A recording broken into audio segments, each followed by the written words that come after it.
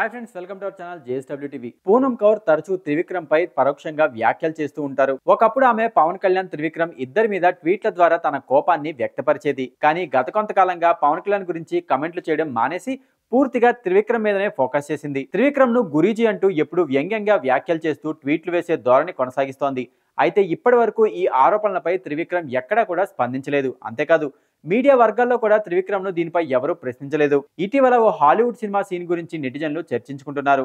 అందులో ఒక సన్నివేశాన్ని త్రివిక్రమ్ అత్తారింటికి దారేది సినిమాలో కాపీ చేశారని పూనం కౌర్ వ్యంగ్యంగా కామెంట్ చేసింది. ఆ సినిమాలో సమంత కారులో బట్టలు మార్చుకునే సీన్ ఒక హాలీవుడ్ సినిమాలో ఉన్నట్టే ఉందని చెప్తున్నారు.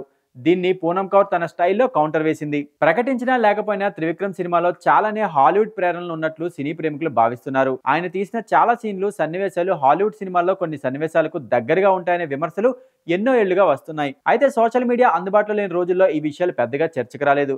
కానీ ఇప్పుడు పరిస్థితి మారిపోయింది. యాక్షన్ సీక్వెన్స్లు, కామెడీ ట్రాక్లు, కొన్ని ముఖ్యమైన ట్విస్టులు కూడా హాలీవుడ్ సినిమాల నుంచి తీసుకున్నట్లు సినీ ప్రేక్షకులు గుర్తిస్తున్నారు.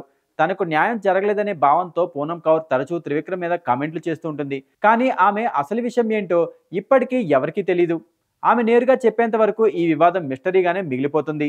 మరోవైపు త్రివిక్రమ్ ఈ వ్యాఖ్యలపై ఎప్పటికీ స్పందించలేదు. ఇది పూనం చేసిన ఆరోపణలకి మరింత బలం చేకూరుస్తుందా, లేక ఇది నిజంగానే అనవసరమైన వివాదమా అన్నది ఇప్పటికీ అనుమానంగానే మిగిలిపోయింది.